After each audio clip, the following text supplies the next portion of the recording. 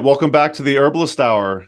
Today we're doing our second annual Good Medicine Confluence Roundtable, and we're joined by many herbalists, along with Jesse Wolf Hardin, one of the co-organizers of the event. Welcome to the show, Jesse. Thank you so much. What a pleasure. Welcome to the Herbalist Hour. This is where community gather, merging the power of people and flowers, the sweet and the bitter to the salty, the sour. Umami, it's time for the Herbalist Hour. So this is the second annual roundtable that we're doing here, but what number of the Good Medicine Confluence is this? 14th annual. Wow. It's quite the feat. What are you looking forward to about the event? Well, every year I say it's needs to be better than the last, and every year I'm more and more impressed with the teachers that come. I mean, the original teachers from Seven Song to Paul Bergner, Matthew Wood, it's amazing. And yet the new voices that are coming up are even more emboldening. We're at a time in this world right now where healing isn't just a matter of fixing our bodily wounds. It's our emotional wounds, the wounds in this divided culture, the wounds between us and the earth, and the people that are being attracted to the center of this confluence are people who make that not just their work, their way of making a living, but make it their heartful mission. Would you say there's a theme this year, or any sort of themes that you're seeing with the teachers or the classes being taught? Well, every year there's a balance between science and spirituality, feeling, intuition. Every year there's a balance between clinical usable tools, materia medica, how to make specific medicines, but also how to embrace your connection to the plant, human nature relationship, how to build community, how to start a business. But each time I've noticed, and this year in particular, there seems to be a magnetism towards what is being called an alchemical approach, which is to say people like Phoenix Aurelius, Kenneth Profrock, Logan Custer, there's been so many, Warren Kistenbroker. And what they're bringing to it is this sense of change, that we are the instruments of change, and the plants are one of the allies that we work with in order to change how people feel, how well they're doing, how this world of ours is doing. And so I would say this is the year of alchemy. I love that. You mentioned a few teachers right there. How many teachers do you have at the event this year total? 40 teachers at the moment. You do nothing on a small scale, Wolf. Well, it's 5 classes per slot. And so each person picks out what is the most useful and meaningful to you in the moment. And of course, there's not too much overlap in terms of topics in those slots. I worked really hard so that you don't feel too awfully torn. But yes, there's 5 that you would benefit from, 5 incredible classes, and then each person picks the one that's most moving to them and most instrumental for them in the moment. And so 40 teachers teach these classes, which are 1.5 hours, 2 hours, and some are even 2.5 hours long. So we're talking in-depth, not just presentations, because I guarantee you there's no PowerPoint allowed at the confluence. What you have is people erupting ideas that are outside of their script, that are sharing with the people on a one-on-one level that's not just, mentor and student, but it's rather human to human. And they're having things revealed to them at the same time that they're revealing things to their attendees. And that's just an especially magical environment. And that's one of the things that it says in the application for teachers is, please give us proposals that are unlike anything else you've done, the ones that keep you awake at night, the ones that you dream about, the ones that you feel most moved by personally. So I wanted to reflect their experiences, their newest ideas, as well as the latest scientific research or whatever. But I wanted to come to the milieu of that person's connection to their inspiration. I was going to ask you about that. That's one of the things I love about the Confluence is just all of the incredible ideas that are being brought forth in these classes. And we just kind of did these interviews. We're recording this intro after the fact, and just listening to all of the amazing classes that are going to be taught. I'm just like, oh, mind blown, mind blown, mind blown, over and over again. So yeah, the attendee is definitely in for a treat. Well, let's talk about some just basic event details. What's the venue, the location, the date, and all that jazz? This year's Good Medicine Confluence will take place in Durango, Colorado, which is in the San Juan Mountains, some of the wildest mountains left in the Rocky Mountains. And it's high above the little town, the tiny little mountain town of Durango, mostly outdoor-oriented, herb-loving people in a state that's made all kinds of herb legal, I should point out. Okay. And then high above that little town, you wind up on this road and you get up to almost like a plateau, and it's almost like a Hogwarts feeling. It's this itty bitty school of Fort Lewis that's all landscaped in native, plants and trees that is a reflection of the mountains in the area. And everybody that comes there has somewhat of a nature and culture agenda. And so they have hardly any students in the summer, so we basically take over the entire event. We're surrounded by the peaks of Colorado, just outside of the Native American reservations of the Navajo and the Hopi. And we are in a place that's full of spirit and magic. I can't even imagine putting it in another place. This year will be from the 10th of July through the 13th of July, with a bonus day on Sunday, the 14th, nice, for plant walks and in-depth plant experiences. But it's important to note that while we greatly support bioregional gatherings, this is not one. There's only a small portion that are from the West or from the Rocky Mountain West that are teaching there, at the most a fifth of them. The rest are coming from all over the world. Literally, we have teachers coming from outside the United States and from vast amount of the states themselves.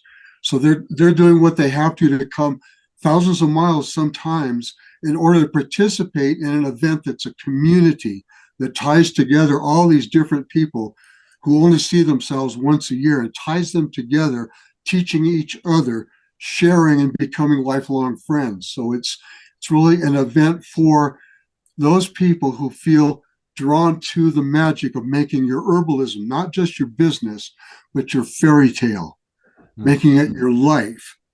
And the people that I care most about, they're not only excellent thinkers, excellent clinicians, excellent medicine makers, but they're the people who walk around on their knees like children looking at a new plant they've never seen before, who are so moved by the mission of herbalism that they would do it for nothing if they had to.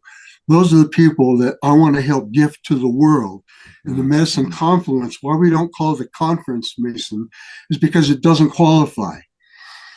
There are none of the rules of a conference. We don't separate teachers from the people that are coming.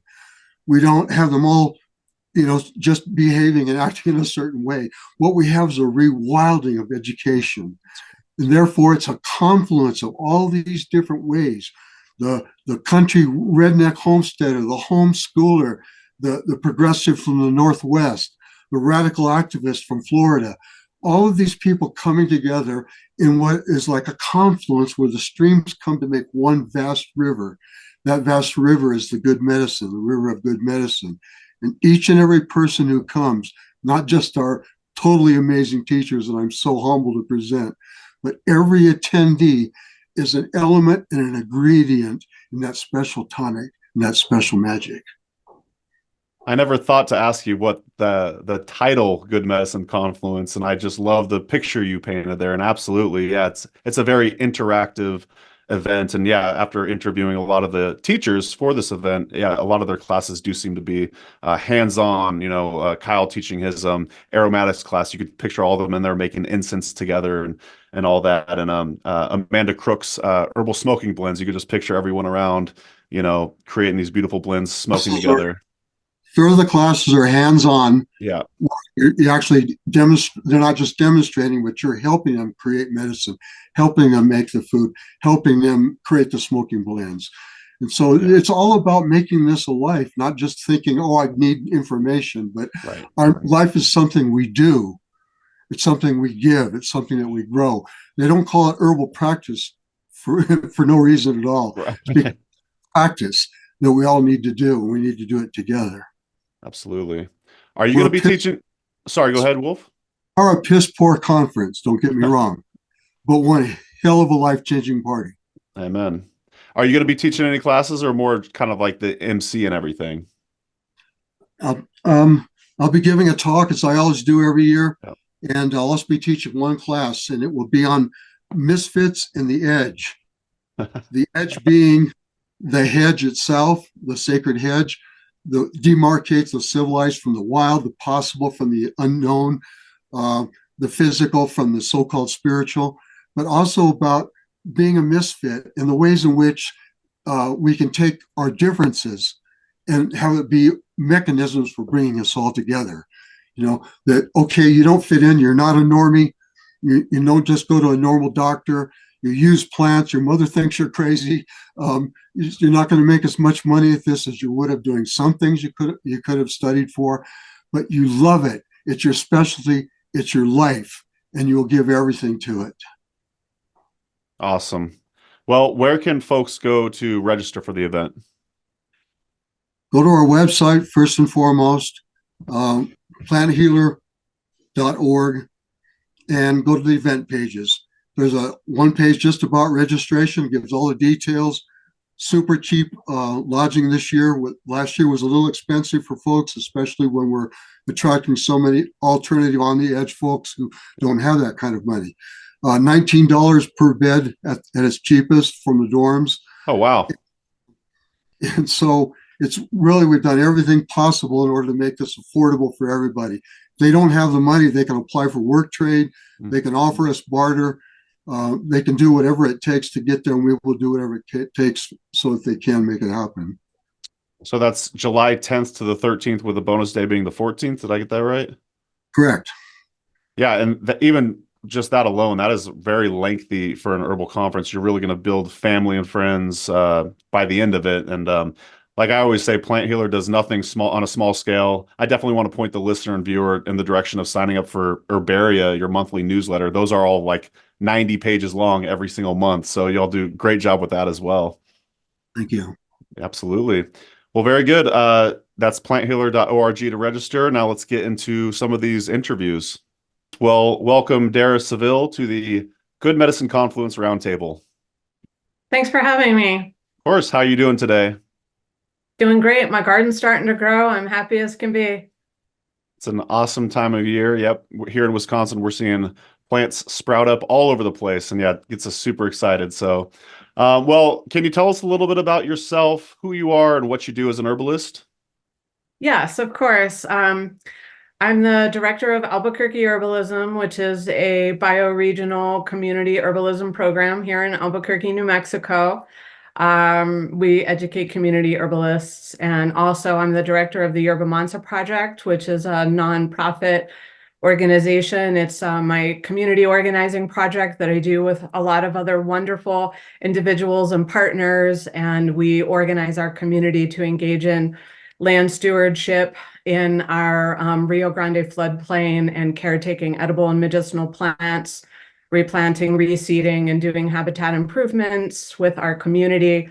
And I'm also a PhD student at in a joint program at the University of New Mexico and New Mexico State University, and researching the knowledge that plants hold for helping us to live with environmental change. You're keeping busy. Wow. Do you have roots in Albuquerque? Have you been there for a long time? Yeah, I've been here for about, I think, coming up on 27 years now. So I'm very firmly rooted in these desert sands. I love my home wholeheartedly. Absolutely.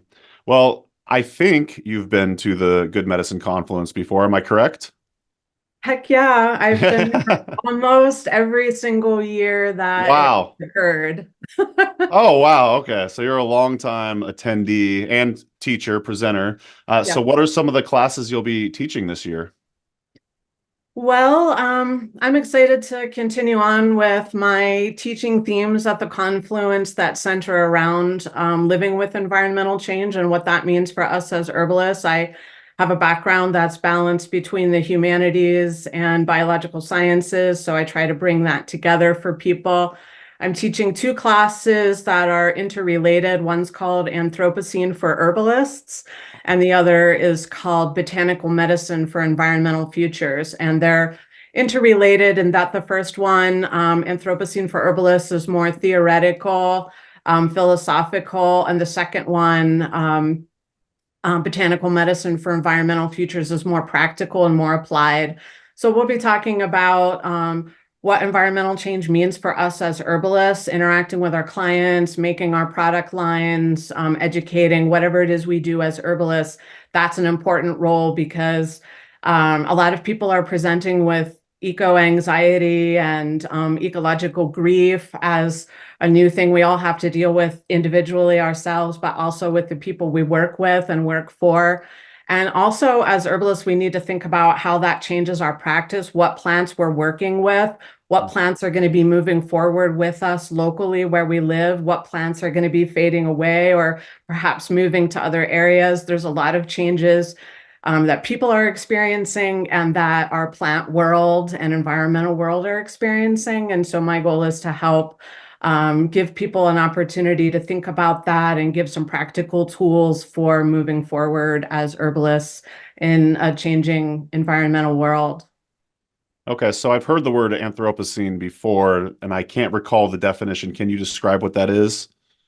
Right. It's a really debated term, and I love controversial topics. So this is one of the reasons why I enjoy discussing it with people. There's a lot of different views on it, but essentially it's confronting human-caused environmental change and what that looks like locally, but also what it looks like globally. What are the indicators of environmental change? What does that mean for us as living beings in this changing world and as beings who depend on mutualistic relationships with plants and animals and the land as a living entity itself? And so the Anthropocene is really a concept for working through all of this that helps us to define the rapid and escalating and intensifying changes that we're experiencing on all scales. Well, I could see why you've been selected to continue to teach at the Good Medicine Confluence, because I could totally see that's right up Wolf's alley. Like, I'm sure he'll probably be attending that class. I could totally see him loving that. But what are you looking forward to the most for this year's event? Oh, the same thing every year, giving Wolf and Kiva big hugs, whether or not they like it. I really, really look forward to seeing them and my whole herbalist community. One of the things I love about the Good Medicine Confluence is the large number of repeat instructors and repeat attendees. And so it's like a big family reunion for those of us who come regularly year after year. I really look forward to seeing my friends from around the country and sometimes even farther flung than that. And so it's just a beautiful coming together of my extended plant people family, and just being able to see everyone once a year is just such a treasure. And we have so much fun just catching up personally, but also professionally, and talking about all the kinds of important issues that we're dealing with in our work. And so I'm really looking forward to all of that reconnecting that's going to occur. They do a great job with that, where they do bring back a lot of the same teachers, but at the same time, I want to give them props and kudos because that Wolf and Kiva, they're always trying to find different herbalists to bring and really facilitate expanding that herbal family at the event. So yeah, I absolutely love that about herbalism events in general. Yeah, you really can't beat hanging out with just a bunch of plant nerds like us. Yeah. Awesome. Well, just a couple funsies questions. Are there any plant allies that you've been really fond of recently that you've been working with?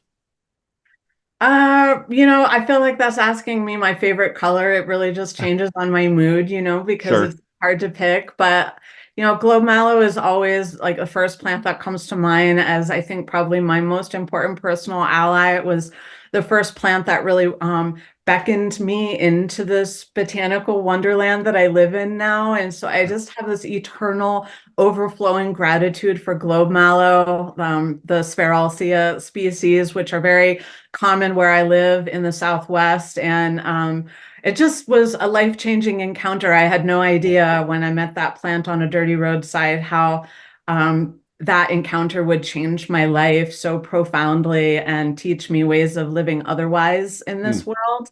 So globe mallow is always in my heart as someone I just have so much gratitude for. I can barely speak when I really think about it. I knew I'd get one out of you, so thanks for sharing. Yeah, I have to assume it's mucilaginous, probably a good plant ally to have in the desert. Heck yeah, cooling and moistening, that's the antidote to the environmental stress that we live with here. And it's a plant that helps to remediate not only heat and dryness, but also disturbance and upheaval and recalibrate body systems that are out of balance. And so it's a teacher always of what's happening environmentally and ecologically is also happening inside of our bodies. There's no boundary between those things. And plants do the same work, living their lives every day in their ecosystems as they do as medicines inside of our bodies. And so that's always how I teach plant medicine. If you're in tune ecologically and environmentally, all the plant teachings are right there. Plants are doing the same work out there as they do in our bodies. Love it. What is something that you love about being an herbalist? My human and non-human community.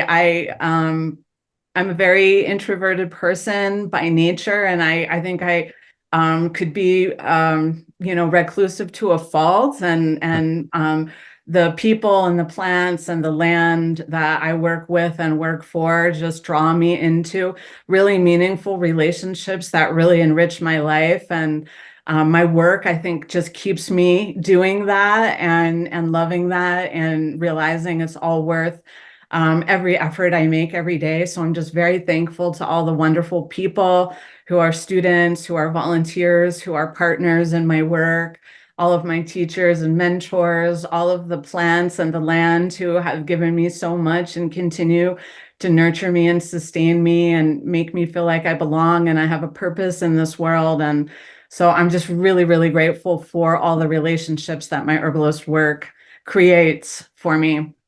Well, you're an inspiration, Dara. I really look forward to getting to know you more. We got to have you on for a full hour-long edition on the Herbalist Hour. That'd be amazing. So thanks so much for joining us on the Good Medicine Confluence Roundtable. Anything you'd like to, well, actually, where can folks learn more about you and your work, and any closing thoughts before we wrap up and get out of here?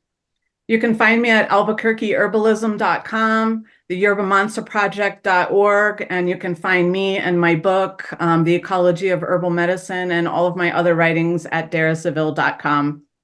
Awesome. Well, thanks so much once again for joining us on the Good Medicine Roundtable, and we'll talk to you soon, all right? Thank you. Hi, Mary. Hello, how are you doing? Doing great. How are you doing? Good. We're talking a lot lately. I was Yeah, on your we show. seem to be. We seem to be, huh? But it's the first time I've seen you. That's right. Yeah. Here on we video. are. Yep. Yeah. And it looks like I think you'll be coming on the show, next week or Tuesday or something. Yeah. Sure Very will. good. Well, cool. Well, welcome Mary Colvin to the Good Medicine Confluence Roundtable. Have you been to this event before, Mary? No, this is going to be my first time. I tried I think it was 2 years ago, but something came up and I wasn't able to make it. So I'm looking forward to it. Yeah. Oh, you're going to have a blast. It's an awesome event. Why don't you tell the audience a little bit about who you are, what you do, maybe plug your book if you want? Sure.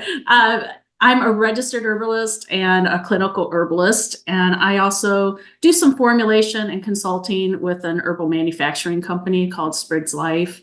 I'm also a mentor and educator, and then I'm also a speaker and author of the Herbalist Guide, How to Build and Use Your Own Apothecary, which is taking pre-orders right now and be released, I think, May 7th. Oh, awesome. It's coming up quick. And this episode will certainly be out before then. So, dear listener, please go pre-order the book. We'll leave links to that in the podcast show notes as usual. So since this is your first time at the event, Mhm. What are you kind of looking forward to it from based on what you know about the event? I just finished doing my podcast recording with Jesse. Oh, nice. And I am so excited because he talked about his tribe, and the community. And I love meeting new people, and I love to meet other people that have the same type of passion, that you do. And yeah, I'm really excited to be there. Very good. Well, what are some of the classes you'll be teaching there? Well, I have 3 different classes. The first one I'm going to be teaching is the trick with dosing. And we're going to be talking about herbal preparations and the different kinds of herbal preparations and how to dose those along with individual recipients. Because really, I think that that's information that's really not a lot of information out there, especially for those that are just getting into herbalism. Okay. Yeah, and the second one, I'm going to be talking about clients with anxiety and how you help them. And it's going to be a conversation. So we're just going to sit down and talk about all the different types of causes that there could be, things that it can go along with, and then sit down and talk about some stories. I'll talk about my clients and how I've helped them too.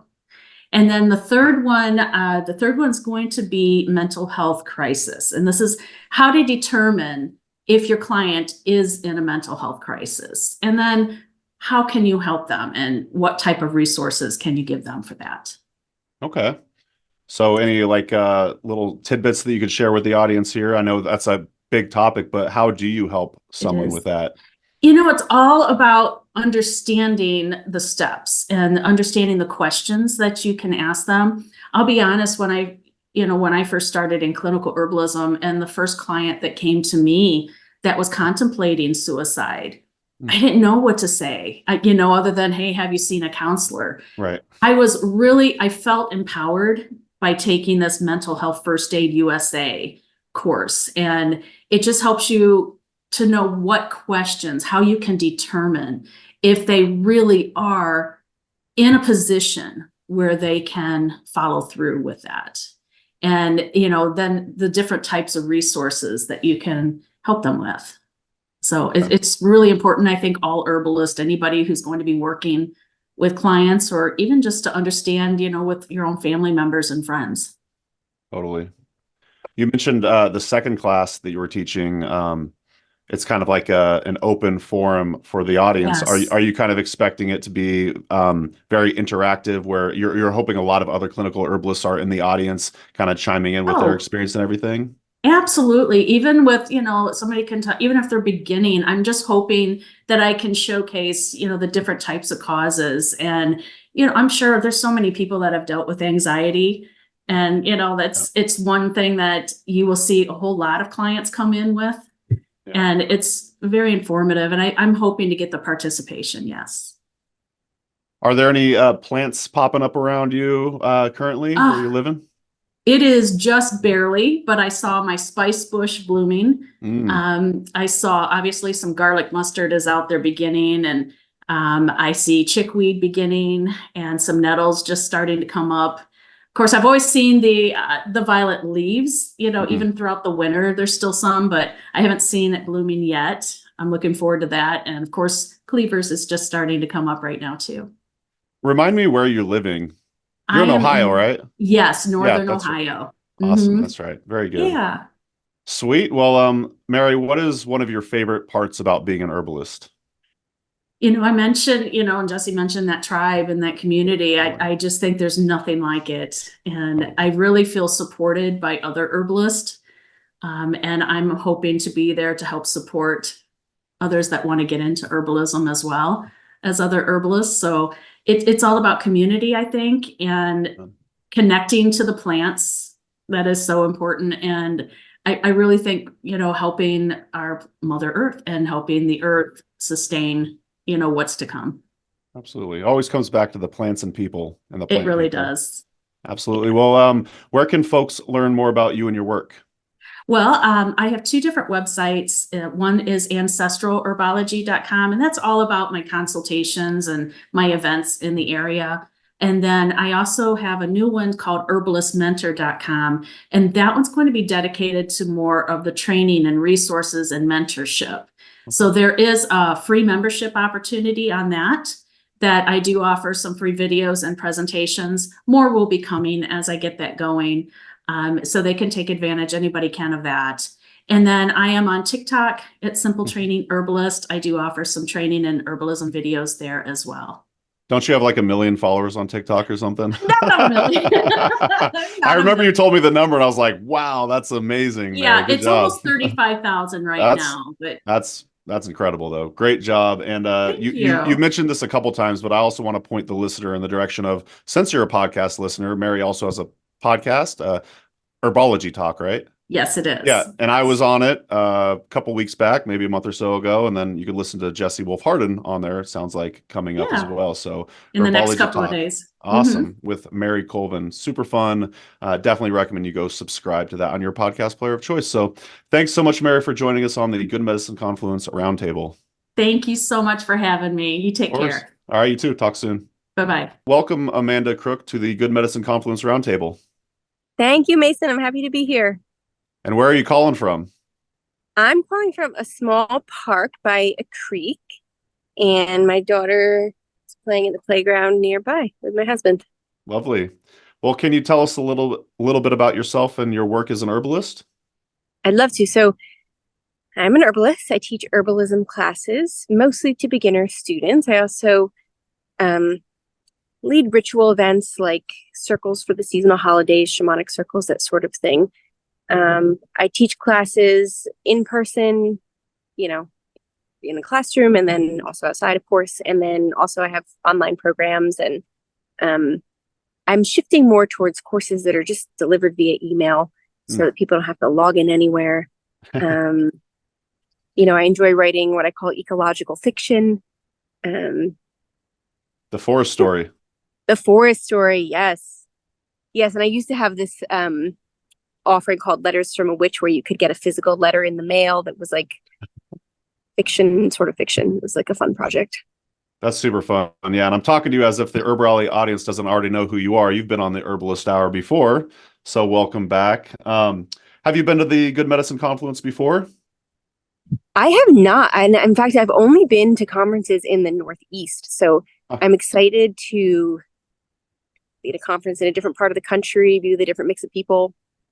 Totally. Yeah, you're in the New Jersey area. That's your business is Locust Light Farms. Mm-hmm. Yeah. So what are you looking forward to? You mentioned the Northeast. What are you looking forward to visiting the Southwest and discovering that ecology? Well, this is in Colorado. Yeah. I just honestly, I haven't been to Colorado since I was a kid. Yeah. So I'm just excited to be there. Totally. Yeah, and just be in the mountains and Yeah, it's pretty epic out there. So, have you heard very much about this event before? And if so, are there any particular things about it that you're looking forward to? Well, I'm very excited for the masquerade ball.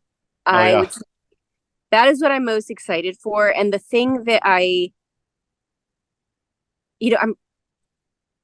wish I could bring a great outfit for it, but I'm only going to be traveling with carry-ons because I'm bringing my daughter with me. And so I don't know if I can bring like a whole special outfit, and I'm already disappointed in myself for that, but I'm like really excited for the masquerade ball. So I take it you like to boogie down then. I love dancing. I look for any excuse to dance, every single kind of dancing. Well, it'll be a party, and there's likely vendors there that might have something that you might be able to purchase, just even if it's like a little mask or something like that. But awesome. Well, what classes will you be teaching there? I'm teaching 3 classes. I'm teaching mocktails and cocktails, herbal mocktails and cocktails class. I'm teaching phytochemistry and medicine making, and an herbal smoking class. Nice. So, and those are all some of my favorite things to teach. Okay. So I'll be bringing a lot of pre-made cocktail supplies. And then we'll be just talking about, different ways to make fancy herbal drinks, basically, and then sampling them, sipping them. So that class should be fun. That should feel like kind of like a party. And then we'll also be teaching an herbal smoking class and bring herbs to smoke.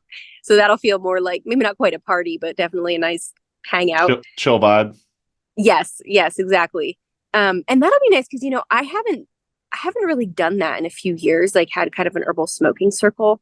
It used to be easier to do that when I had just like my shamanic circles in the garden. And I haven't done that with folks in a few years since I moved into a classroom space. So that actually I think will be really nice. And it's nice to try to like sample different herbs. Like I'll probably bring some blends and then I'll bring different herbs to smoke on their own. And that can be a really nice activity to do too. It's something that's the sort of thing that one doesn't always like set aside time to do on one's own, Mm-hmm. And then, phytochemistry and medicine making, that's might be one of my favorite classes to teach right now. I really like teaching beginner level phytochemistry. I think that it seems like an intimidating topic, but the way I teach it, I like to feel like I give some really easy to remember takeaways that can really help just basically with medicine making and to make sure that the herbal medicines you're making are potent and that you're using the right solvents for the right herbs. Or even if you're not medicine making, it really helps you be a more discerning consumer. Because of course, in the herbal world, we all need to be very discerning consumers when we buy products, just to make sure that what you're buying is going to be medicinally potent and safe. I mean, usually things are safe, but just to make sure that you're actually getting medicinal products. So, and I think like even like a 1-hour phytochemistry class can really help you do that. Totally. Yeah. Nice little intro. Is that one of the classes that you teach at the David Winston School? I actually don't teach the phytochemistry unit, but I do teach the medicine making unit. Gotcha. Okay. Well, I have a feeling that smoking blend class is going to be super popular. One of our earlier Herbalist Hour episodes was with Leon Bruno with Puff Herbals, and that's one of our most popular videos, just based purely on the YouTube search "smoking herbal blends." Yes. And are there any particular plants that you like to throw in your smoking blends besides like the base, like the mullein and stuff like that? I really I love smoking catnip. I think that generally catnip is a very underutilized herb. Agreed. And I like the flavor of catnip. I like the calming effect. I think that catnip as a tea, I mean, well, in any form, tea or like a glyceride or a tincture, but and smoked, I think catnip can be great for just like social situations and helping to encourage conversation, helping people to open up with one another. So I think when you're smoking in like a circle type of setting, catnip's a really nice herb for a blend. I also personally love smoking hops, but never by itself. Like by itself, I think it can give you kind of that like frontal headache because it can be pretty strong. But I like when hops are like a smaller part of a blend. Yeah, I love hops. Me too. I like it in beer. I don't know if I've ever smoked it before, but no, I probably have. It's probably been something I smoked. Awesome. Well, where can folks learn more about you and your work? locustlightfarm.com. And then if you really want to stay in touch, I'd recommend signing up for my newsletter. That's where it's at. I'm not as on social media so much. That's what we appreciate about you. And I'm on your email newsletter as well, and I love getting those in my inbox. And you're a great writer and storyteller, and I feel like you really just draw the person in that's reading it. So good job. Go to locustlightfarm.com, sign up for Amanda's newsletter, and thanks so much for joining us on the roundtable. Thanks, Mason. Thanks for having me. Have fun. All right. Well, welcome Ashley Elenbaas to the Good Medicine Confluence Roundtable. Thank you so much for having me. Of course. Well, can you tell us a little bit about yourself and what you do as an herbalist? Sure. I'm a Minneapolis-based herbalist, so I live in Minnesota, and I've been a clinical herbalist for about 15 years. I've worked on farms and been gardening, and I think kind of my main work these days has been teaching. So I teach online herbal apprenticeships. I lead women's gardening circles here in my home garden, and I teach yoga and and I teach herbs to kids, which has been really fun. I just started doing that in the last year, teaching kids about botany and getting them comfortable with getting to know some of the common plant names in the area. And that's through, I want to say Sky House Herbs. Is that Sky correct? House Herbs, yep. Awesome. So as a new Midwesterner, what would you say the herb community is like in the Minneapolis area? Well, we moved here in the middle of COVID, so I'm still getting to know them. But so far, it's been wonderful. I think there's just a lot of people who are interested in herbs. I know there's a number of herbalists who were kind of spread out through the Twin Cities area. So I'm hoping here in the next year to get out. I have emails and feelers out to different people in the community. And so I'm slowly just starting to set up tea dates and herb walks and meetings with the local folks. Awesome. Well, let's hear about some more of the classes you're going to be teaching at the Good Medicine Confluence. What classes are you going to be teaching and what are they all about? The first class I'm going to be teaching is called The Magic and Medicine of American Vervain.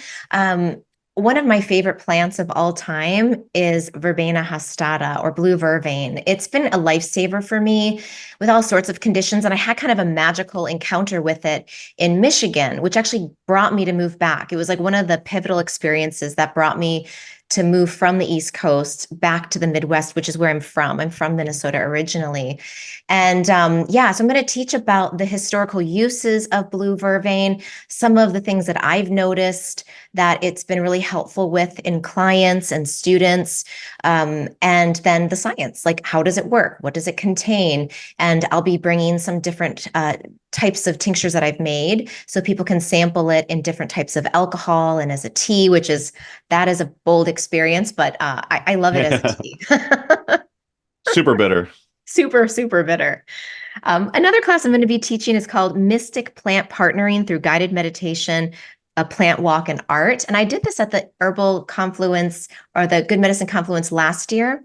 And basically we sit and we go into a meditative state. We take drop doses of herbs. We do some journaling, and then do some art and kind of just get sort of the more creative part of our mind to connect to the spirit of that plant. And we do that with a few different plants. Then we'll go into the woods and just sort of see what plant speaks to us. So it's not the traditional herb walk, like, here's this plant, here's how you use it, but more like what plant's calling to you. And then students are going to sit down and I have some guided questions that they'll ask the plant just to see if they can start to open up a dialogue. Nice. So those are the two classes you're teaching then? Those are the two I'm teaching. Then my husband and I are teaching a class together. My That's husband, cool. Adam Elenbaas. Yeah, he's an astrologer with Nightlight Astrology. So we're going to be doing sampling the herbs of the stars, where we're going to combine and look at the planets and plants and the correlations between the different planets and different herbs and how you can use them personally based on your sun, moon, and rising sign. So that should be a really fun class too that we're excited to teach together. Have you ever taught with your husband in person before? Yeah, when we owned our yoga studio in Maryland, we used to teach plant spirit or what do we call it? Planet and plant classes and workshops. We would go to local bookstores and teach them. And yeah, so we've been teaching together for about 10 years, but it's been a little while. It's been a few beats. So this will be the first time we've been teaching together. I want to say maybe in like 4 years. So I'm pretty excited for that.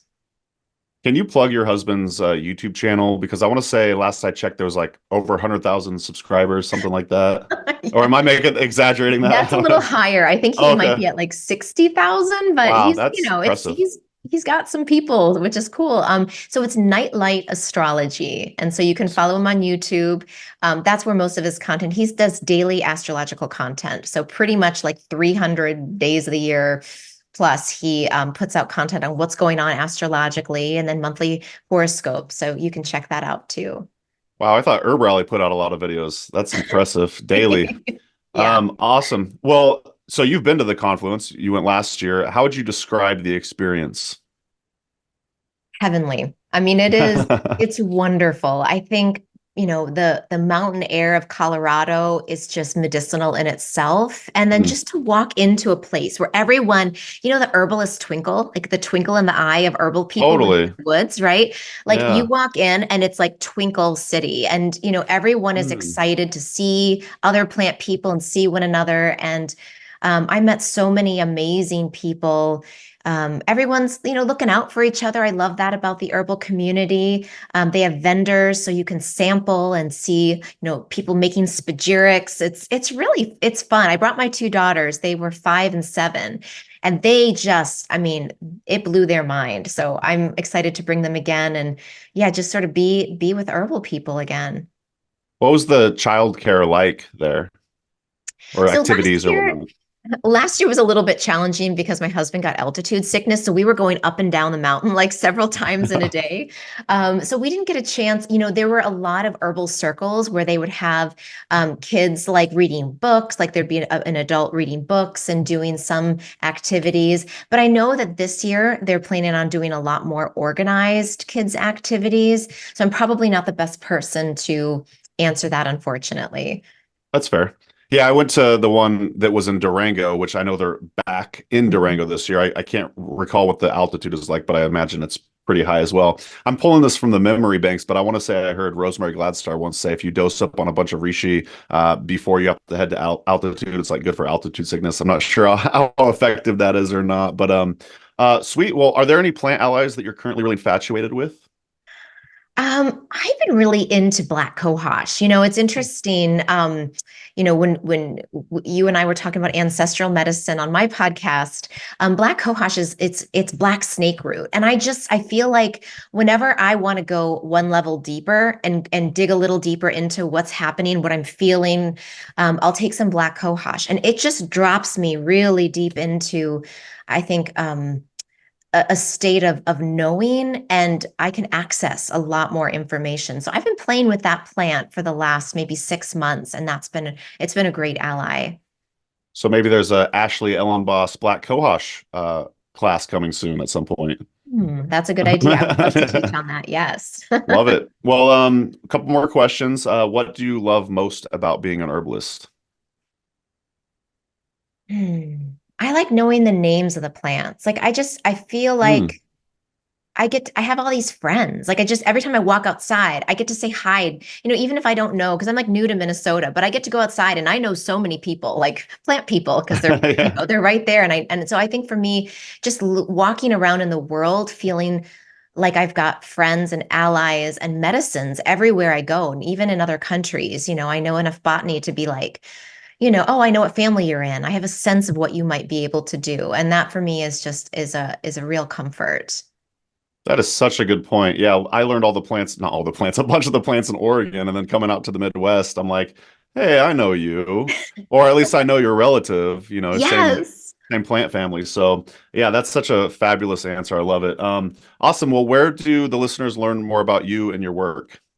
Sure. Folks can go to my website, skyhouseherbs.com, and you can find out more information about my herbal apprenticeship, which I am hosting. It will launch in April, but you can take it at your own pace. So if you Nice. don't join in April, you can always join at any time. Also, my YouTube channel, Sky House Herbs, I do weekly content on all sorts of topics. Herb of the month, I have people like Mason on, and also just talk. One of the subjects I really enjoy talking about is addiction and recovery. So I will be. I have topics and classes on that too on my channel. But I think, those are the two places where I seem to kind of hang out the most. Awesome. And definitely hang out with Ashley in person at the Good Medicine Confluence. You get to see the herb twinkle that she was talking about. And all three of your classes sound amazing. So rad. Well, and you're going to bring the kids again this year? Or? Yes. Yep. So Awesome. kids will be in tow. And I'm really looking forward to it. And if, please come. It will blow your mind. It is an amazing confluence. And, everyone, you'll get greeted by so many smiling faces. It's amazing. Including Wolf, who you mentioned earlier. Wolf. Oh, he's the best. He's just Hopefully Kiva one of my too. favorite humans. I know he was interviewed on your show as well, so I'll be sure to leave a link to that in the podcast show notes and whatnot. So, well, thanks so much for joining us on the Good Medicine Confluence Roundtable, Ashley. Oh, thank you, Mason. And thank you for your work promoting it and promoting so many herbalists in the field. I really appreciate that. My pleasure. All right. Well, let's welcome Cassandra Lynn to the Good Medicine Confluence Roundtable. Welcome to the show. Hello, thanks for having me. Of course, yeah. Excited. Is this your first time attending this event? Yeah, it'll be my first time. I haven't attended or taught at this specific conference. So I'm really excited. It's also my first conference I'll be teaching at. So Oh wow, that's yeah. a great one to do it at. It's a wonderful vibe, wonderful community. So yeah, you're absolutely going to love it. It's in Durango this year, which I've actually been to that event when it was in the Durango campus, and yeah, absolutely gorgeous. Have you been to Colorado before? No, I haven't been to Colorado either. So Okay, just a all bunch right. of firsts. Lots of firsts. Oh, Yeah. you're in for a real treat. Well, Yeah. why don't we start things off with just hearing a little bit about you and your background, and just for the listener, if you want to learn more about Kassaundra Lynn, I interviewed her for a full hour over on the Herbalist Hour. I want to say that's episode 45. I just looked that up, but we actually got to do this in person at your beautiful shop called Rooted Remedies in Eugene, Oregon, my hometown. But why don't you tell the audience a little bit about who you are, what you do, and all that? Yeah, I'm Cassandra Lynn. I'm the herbalist and owner of Rooted Remedies, as Mason just said. I do a lot. I run the shop, and I have a full product line that I make. And within that product line, I wildcraft about 40% of all the herbs I use. And then the other herbs I've hooked up with local farms. The majority of the other herbs I've hooked up with local farms.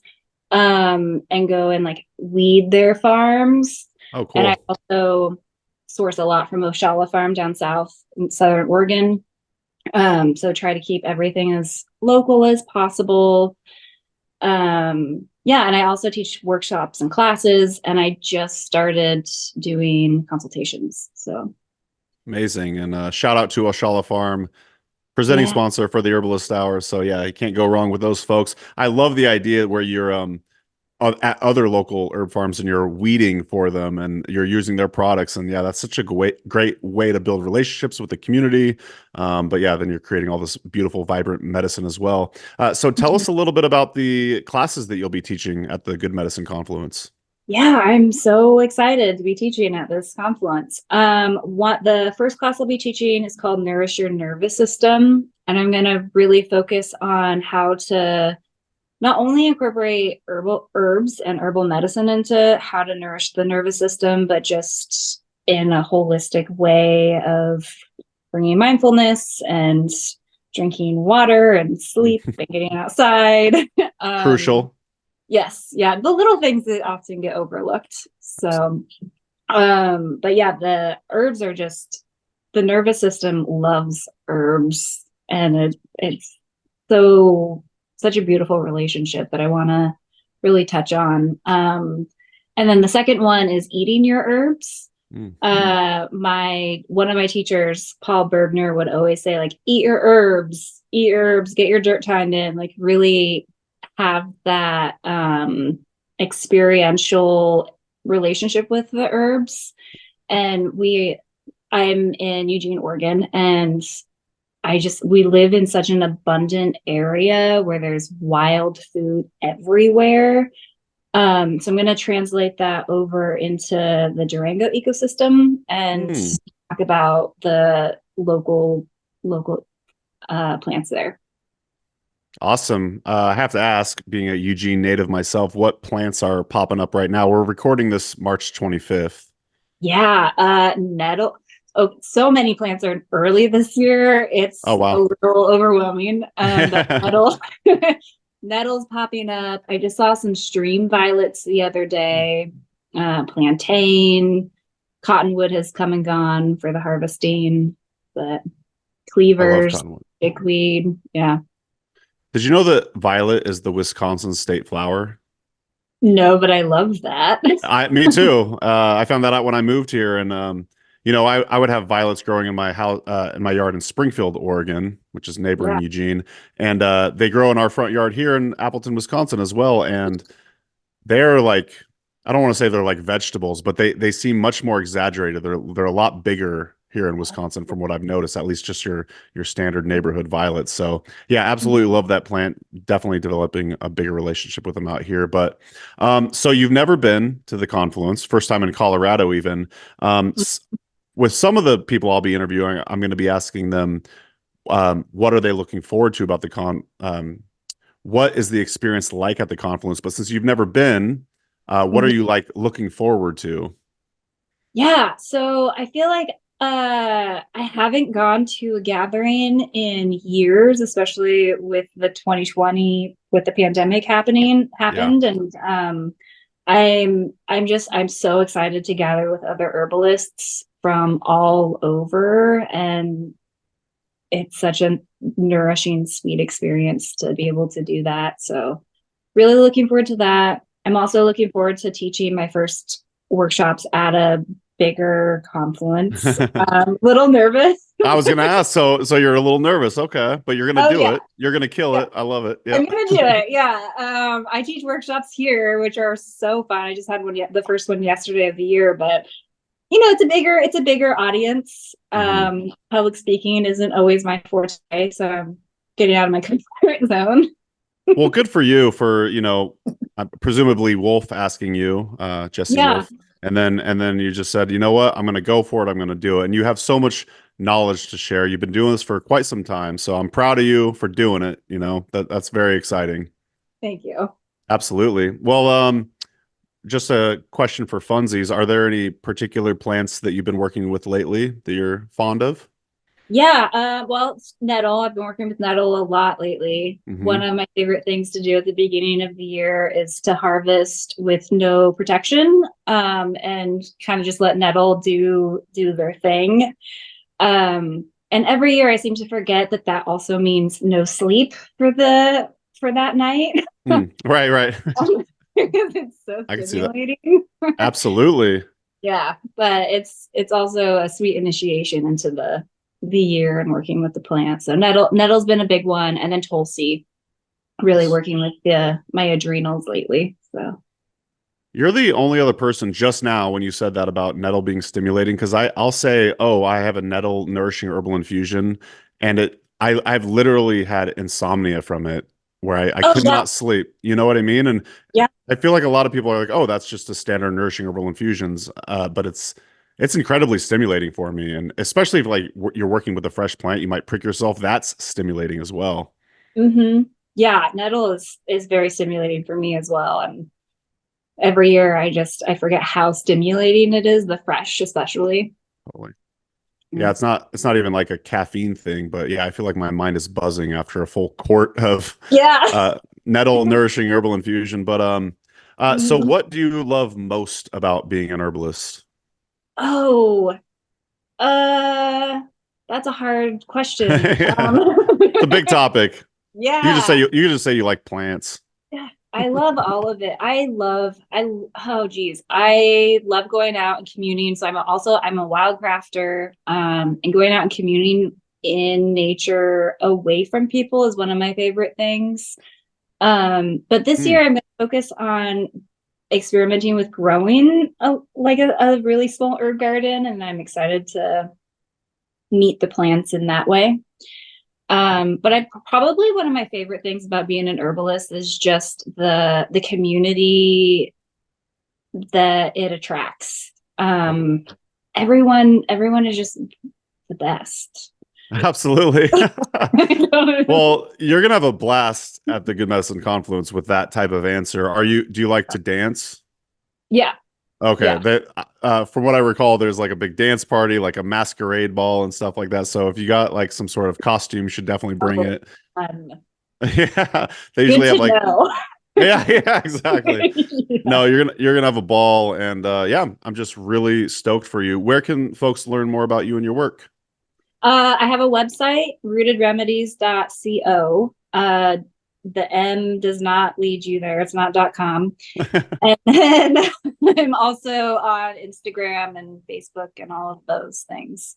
But I have a newsletter that I try to focus more on than social media. So what can you find on your newsletter when you send them out?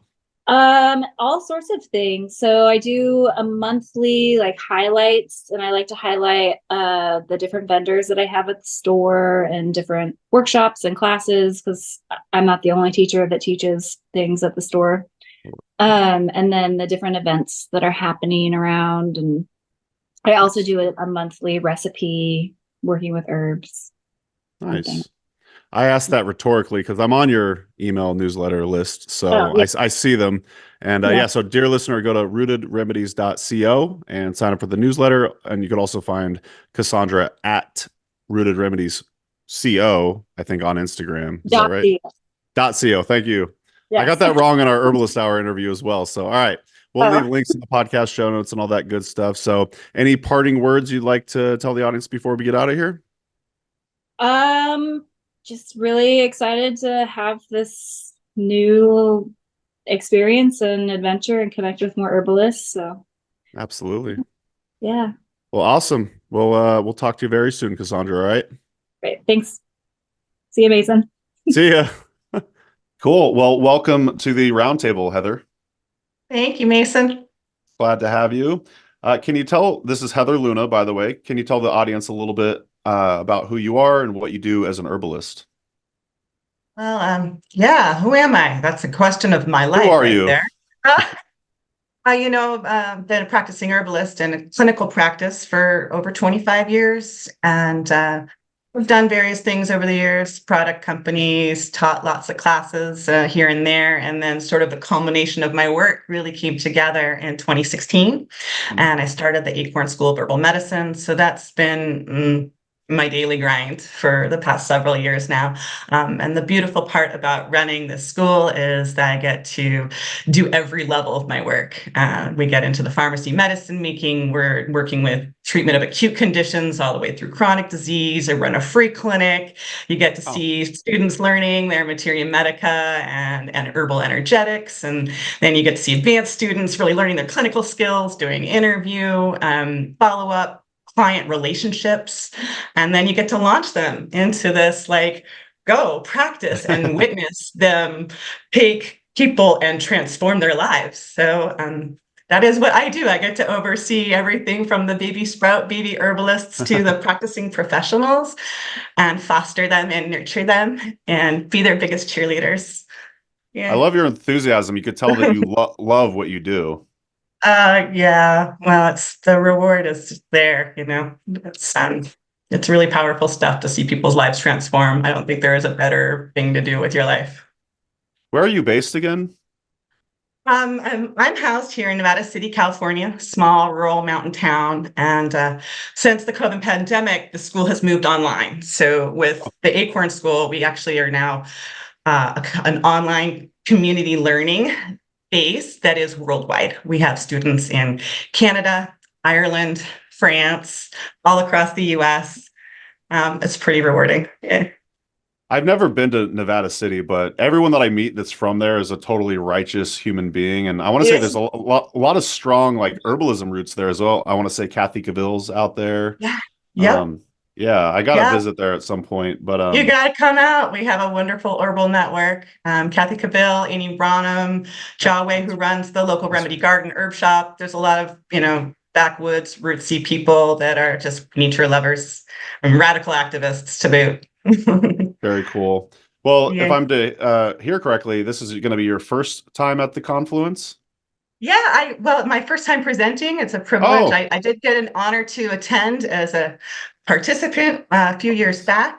And this is my first time presenting. That's exciting. And but there is something wonderful about conferences where everyone gets to share their plant people communities. When they come together, there's magic that happens. And so I'm really looking forward to that, especially this confluence. It's beautiful. Yeah. So since you've been before, can you kind of describe to the audience the general energy there or what they can have to look forward to? I think of all the conference events, this one in particular has a sort of magical juice to it. It's more of a laid back feel. And it's, it's certainly people are really doing their work, but it doesn't have that like stuffed shirt, I'm pretending to be the best clinical herbalist kind of vibe, which you can pick up at some conferences. It's just getting real. Like, let's just be real, and it's authentic, which that's what I love about this event. Absolutely. Well, what are some of the classes you'll be teaching? I've got 2 classes I'll be teaching, and these are wonderful topics that sort of exemplify the vitalist therapeutics that we teach in our school, and they wrap some case studies in there, so I get to show results of our clinic with these topics. But the first one is class I'm calling What We're Made Of. And it's based on the nutritional component of Vitalist Therapeutics. So we're certainly herbalists here, but we find that in the treatment and transformation of chronic disease, you don't get the same results until you employ the nutritional element. So it's what I'm using and what we're made of. It's sort of like the tissues are made of the foods that we eat. So it's a review of human dietetics throughout traditional peoples around the world and history. What do people eat traditionally? And using the key elements from that support the transformation of modern chronic diseases. So it's really, I get to use my case studies, which I love. I can say, like, here's this case and here's how we got there with this transformative results. But a lot of it is nutritional dietetics. And then we add herbs to support the healing process through that journey. So it's what we're made of. It's really looking at, how do you rebuild a human being? It's like rebuilding a house. You have to look at the building blocks and make sure they're all in the right place and all the right elements are there for construction. So it's what we're made of. That's one of the classes I'm teaching. And can I interrupt real fast? Oh, please, yeah. I just got to say, if I'm remembering correctly, Paul Bergner's an instructor at your school, right? Paul Bergner he's my primary mentor. I've trained with him almost 30 years ago now. And I just love listening to him talk about this too, because he says the same thing. He just loves calling back to his his clinical studies. And I totally see that in you as well. So I think that's really neat. It's true. I can't help it. I am a product of Paul Bergner training. And I've been practicing in his methods for my entire career, and I do see the results. So it is profound. So he does he co-faculty in my clinic program with me, and we use his advanced material in our programs, and it's a gift. So you have that flair. Sorry. Should I tell you about my other class? I interrupted you. That's my bad. Please continue. No worries. What else are you going to be teaching at the Confluence? The other one I'm doing is a class on anti-inflammatory energetics. And this is more of an herbal-based class talking about vitalist humoral elements. So, everybody knows what an anti-inflammatory is, but in herbal energetics, you have some anti-inflammatories are hot, some are cold, some are moist, some are dry. And then you have the cascade of, like, what is inflammation? It's red, hot, swollen, and painful, right?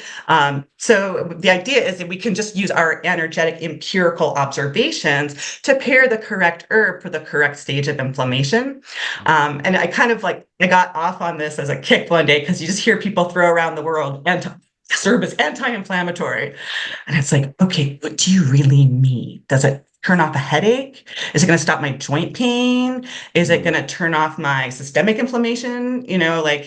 What are we talking about? So this class, herbal energetics of anti-inflammatory herbs, really gets into the nitty-gritty of, like, okay, let's break it down.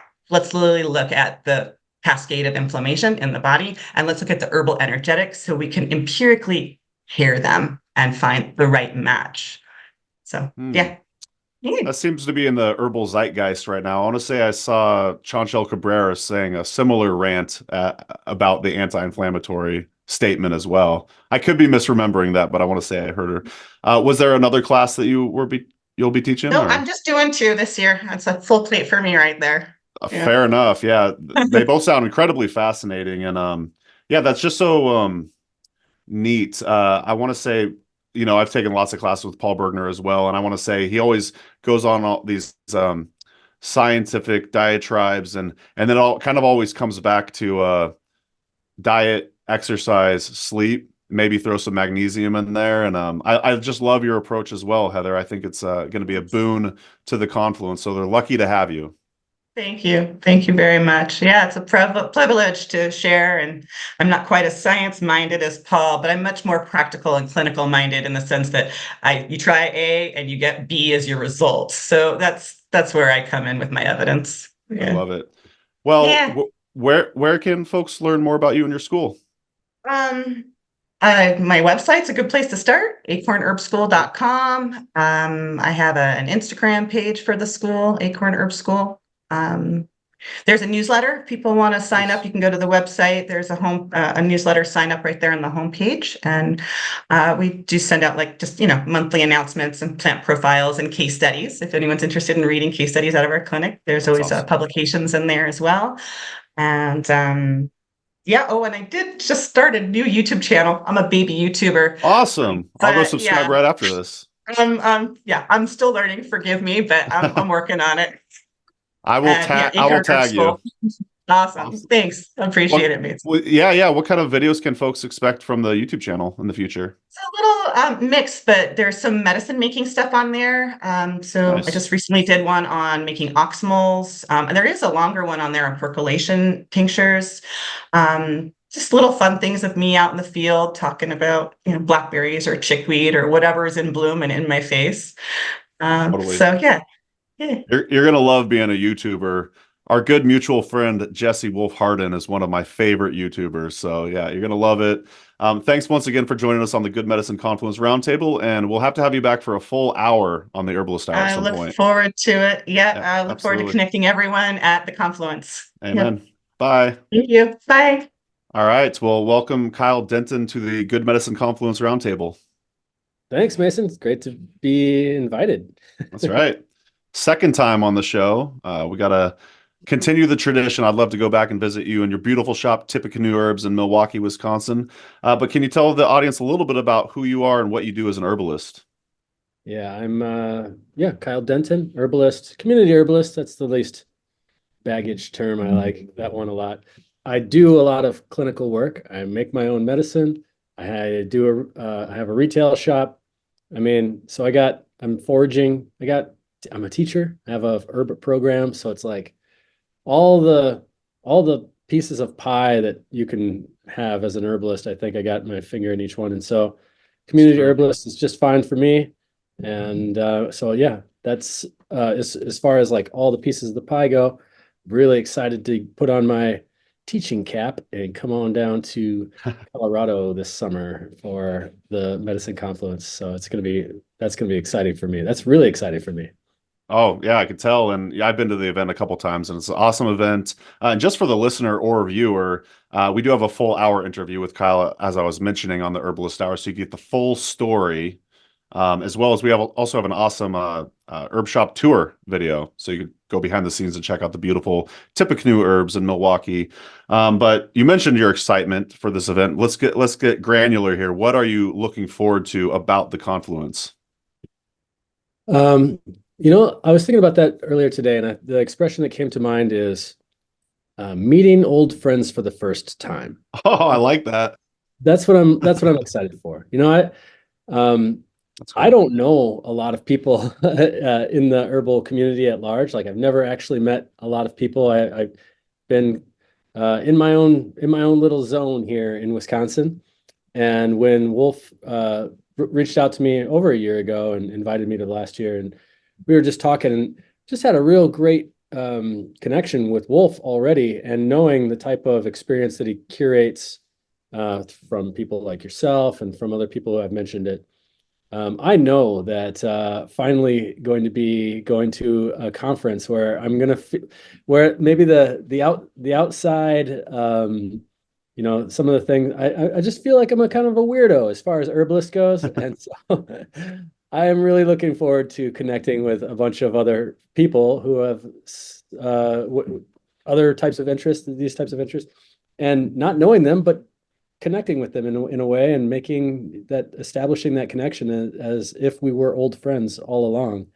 And that type of event, it is something that can be planned as it is, and it's curated as it is. But these actions in the world are organic, they have to be cultivated in order for them to organically come up. And so that's what I'm really excited about. I'm really excited about the tribe, I guess, if that's the word I want to use, is just like connecting with all these like-minded folks and being propelled outwards even further because of all of the eclectic interest and topics that are going to be at this conference this summer. So to me, it's very, and I'm also excited too about the topics that I get to present about. Some things that I'm really passionate about, some things that I've always wanted to have a venue to talk about and have the opportunity. And so, yeah. Well, your finger's on the pulse, Kyle. That's a nice segue to my next question for you. What are these classes you'll be teaching at the Confluence? So I wish I had my notes in front of me. I could tell you exactly the title, but I'll give you the from the heart, Sure, perspective. So one of them is on the world tree, the myth and medicine of the world tree. So I'm really interested in the world tree as a cosmological symbol, something that is present in every tradition, which is the representation of the center and the central axis that binds worlds, that binds the heavens and the earth, that binds the mind and the body, things like that. We have fractalities of that in a cosmological sense from the world tree, and then microcosmically reduced into the community, and then even further into the family, like the hearth. We have this idea of like a central location in the house, the hearth, where all the stories are, and even you burn the tree there. And then even into the individual, where we have our Shishumna, the channel that goes up and down our body that connects us with our spirit and our body.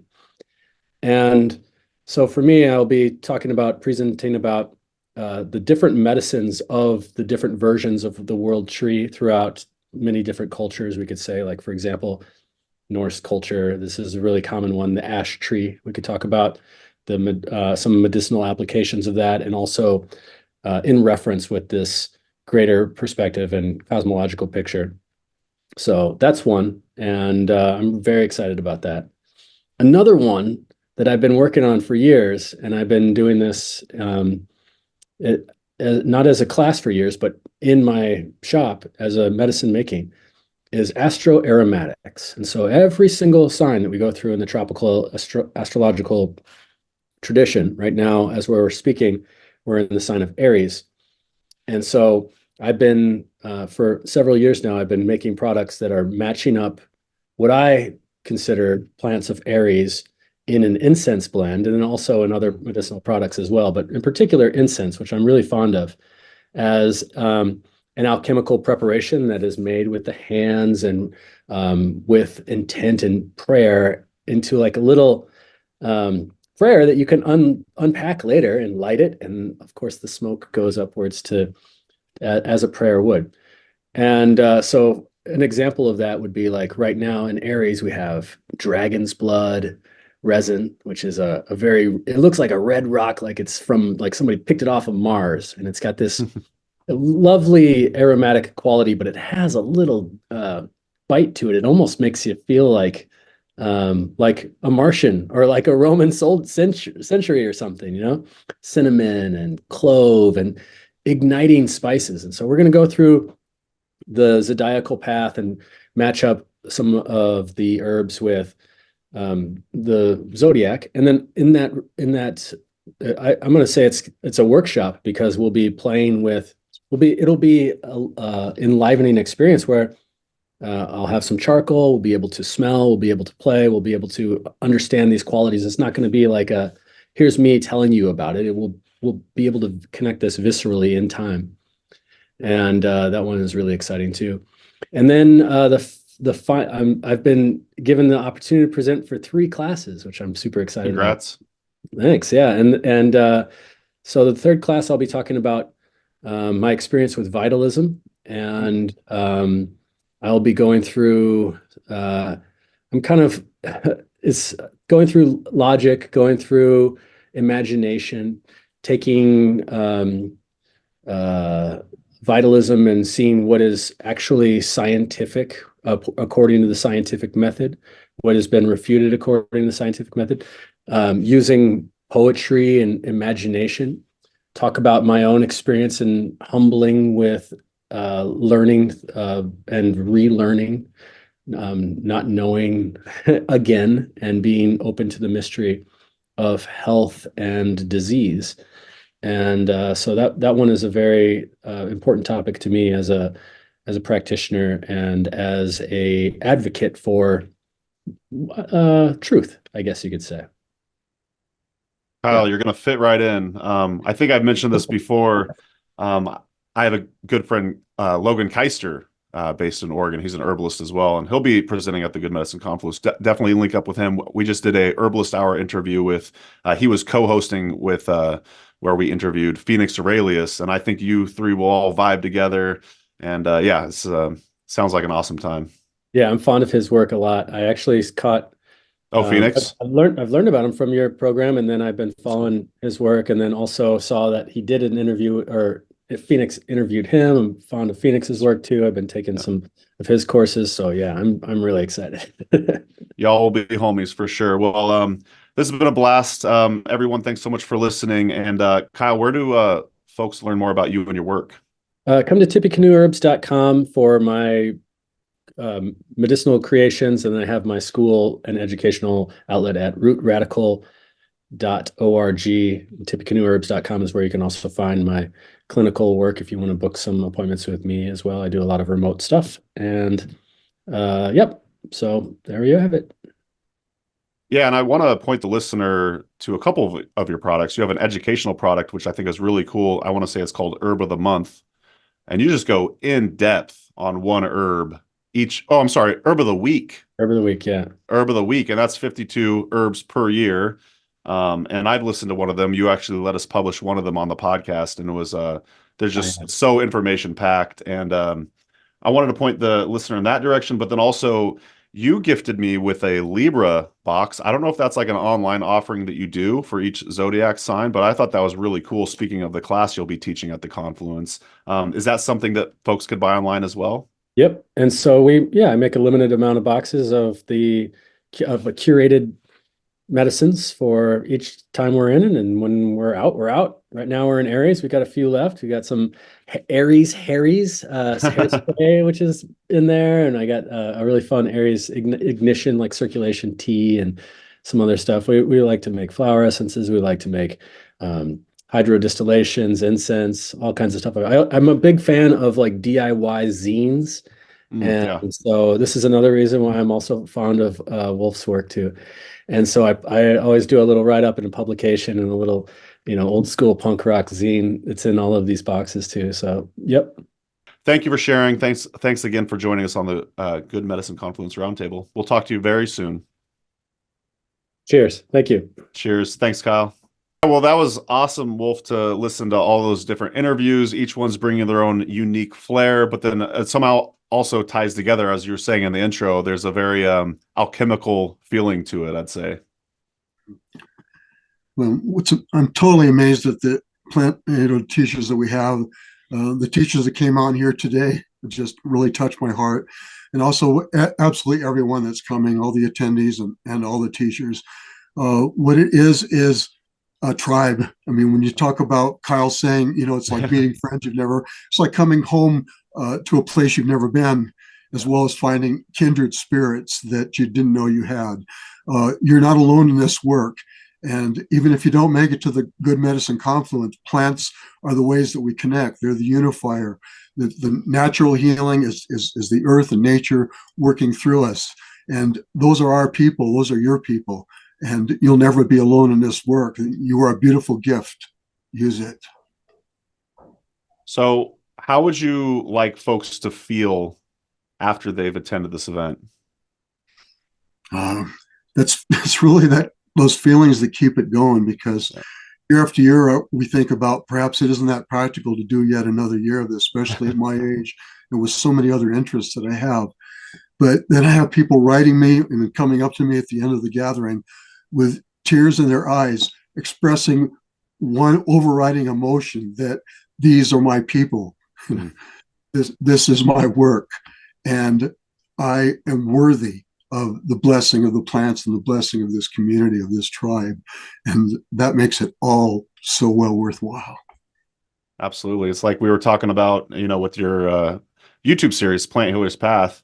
Sometimes, it may be discouraging if you're not getting, say, like millions of views or whatever, but even if there's the couple of comments from folks saying that they see things in a new way, or they've been inspired by what you said, that makes it all worthwhile. Truly. Yeah, absolutely. Well, thanks, Wolf, for joining us. And thanks to you, dear listener and viewer, for joining us for the Good Medicine Confluence Roundtable. We'll have to do this again next year. Absolutely. If you keep doing it. Venture and savor. Amen. All right, y'all. We'll see you next time. Thanks so much for watching today's episode of the Herbalist Hour. If you enjoyed it, please give it a thumbs up. And if you want more great herbal content, be sure to subscribe to our HerbRally YouTube channel. If you enjoy these Herbalist Hour episodes and you'd like to join us live, you can do so by becoming an HerbRally Schoolhouse member. Learn more at herbrally.com/schoolhouse. And if you want to get your first 30 days for free, use coupon code YouTube30 at checkout. So our HerbRally Schoolhouse members get access to exclusive video classes, monographs, and a lot more herbal community discounts, along with joining these live Herbalist Hour interviews. So one more time, herbrally.com/schoolhouse. Enter coupon code YouTube30 at checkout to get your first 30 days for free. All right, we'll see you in the next episode, and take care.